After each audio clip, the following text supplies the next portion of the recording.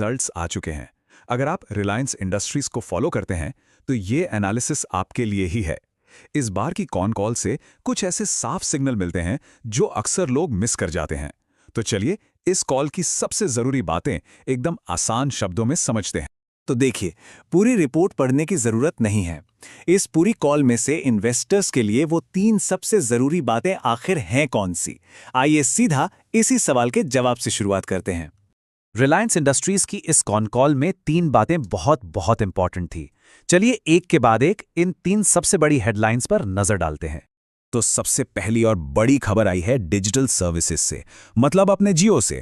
जियो की जो ऑपरेशनल कमाई है उसमें साल दर साल 18% की एकदम सॉलिड बढ़ोतरी हुई है।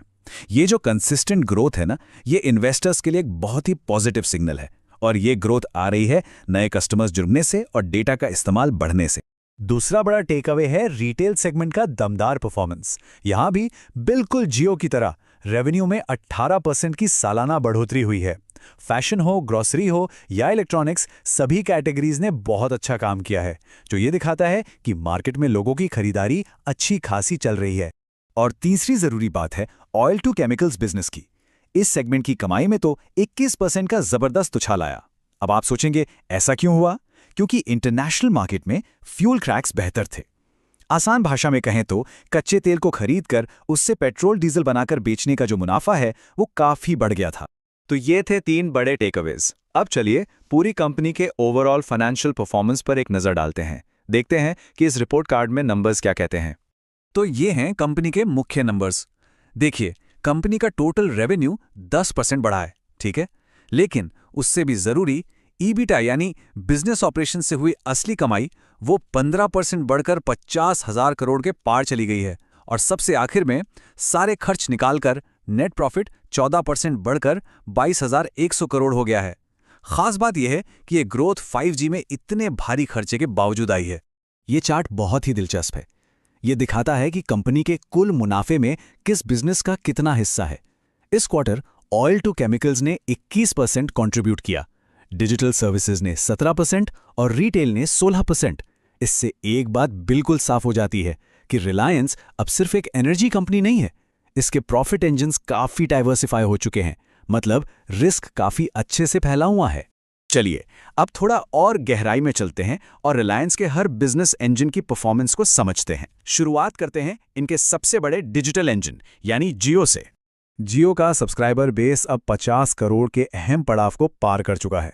सोच के देखिए कितना बड़ा नंबर है। और इसमें से 23 करोड़ से ज्यादा तो 5G यूजर्स हैं। जियो एयर फाइबर भी तेजी से 9.5 लाख घरों तक पहुंच गया है। लेकिन चैलेंज के साथ एक बहुत बड़ा मौका भी है, और वो है 21 करोड़ से ज्यादा 2G यूजर्स को 4G या 5G पर अपग्रेड करना। जब ये होगा तब कंपनी की पर यूजर कमाई और बढ़ सकती है। रिटेल सेगमेंट में भी जो तेजी है वो देखने लायक है। इस क्वार्टर में 400 से ज्यादा नए स्टोर खोल दिए। जियो मार्ट का क्विक कॉमर्स अब 1000 से ज्यादा शहरों में है। इतनी तेजी से जो ये एक्सपेंशन हो रहा है ना, इससे कंपनी एक मजबूत मोट यानी एक सुरक्षा कवच बना रही है, जिसे कॉम्पिटिटर्स के लिए तोड़ना आगे चलकर बहुत मुश्किल हो जाएगा। एनर्जी बिजनेस में इस वक्त 2 कहानियां एक साथ चल रही हैं। एक तरफ O2C जैसा पुराना बिजनेस अभी भी जबरदस्त कैश कमा कर दे रहा है, वहीं दूसरी तरफ कंपनी न्यू एनर्जी यानी अपने फ्यूचर में भारी निवेश कर रही है। जामनगर में सोलर पैनल और बैटरी की जो गीगा फैक्ट्रीज बन रही हैं, उनका काम तेजी से चल रहा है और माना जा रहा है कि ये कंपनी का अगला बड़ा ग्रोथ इंजन बन सकती हैं। तो ये तो हुई पिछले क्वार्टर की परफॉर्मेंस की बात, लेकिन अब आगे क्या? कंपनी का आगे का क्या प्लान है और मैनेजमेंट का इस पर क्या कहना है? चलिए आगे का आउटलुक समझते हैं। आगे बढ़ने से पहले एक छोटी सी बात, अगर इस तरह से कॉन कॉल्स को आसान हिंदी में समझने से आपको मदद मिलती है तो इस चैनल को सब्सक्राइब करने के बारे में सोचा जा सकता है। खैर चलिए अब आगे बढ़ते हैं। तो देखिए, कॉन कॉल के बाद मार्केट में 2 तरह के विचार सामने आ रहे हैं। जो लोग पॉजिटिव हैं यानी बुल्स, वो न्यू एनर्जी बिजनेस के तेजी से बढ़ने, AI में ग्लोबल पार्टनरशिप्स और क्विक कॉमर्स की ग्रोथ को देख रहे हैं। लेकिन दूसरी तरफ जो थोड़ा चिंतित हैं यानी बियर्स, वो केमिकल मार्जिन्स पर दबाव, 5G और न्यू एनर्जी में हो रहे भारी खर्च और मोबाइल टैरिफ कब बढ़ेंगे इस पर स्पष्टता न होने से चिंतित हैं।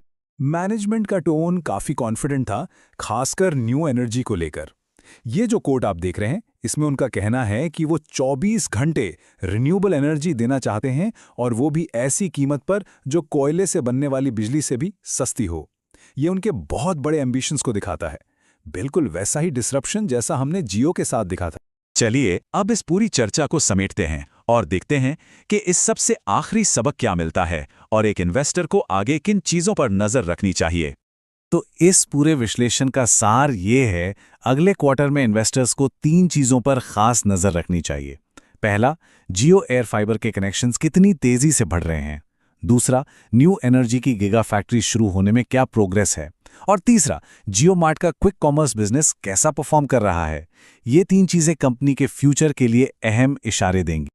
और अंत में एक बड़ा सवाल जो हर इन्वेस्टर के मन में है, रिलायंस, एआई, न्यू एनर्जी और क्विक कॉमर्स जैसे नए बिजनेस में पूरी ताकत से उतर रहा है। असली सवाल यह है कि क्या ये नए बिजनेस कंपनी के लिए अगले बड़े ग्रोथ इंजन्स बन पाएंगे? इसका जवाब ही रिलायंस की आने वाली दशा और दिशा तय करेगा। इस चर्चा में शामिल होने के लिए बहुत बहुत धन्यवाद। लेटेस्ट अपडेट्स के लिए सब्सक्राइब, लाइक और शेयर करके जुड़े रहें। मिलते हैं अगले विश्लेषण में।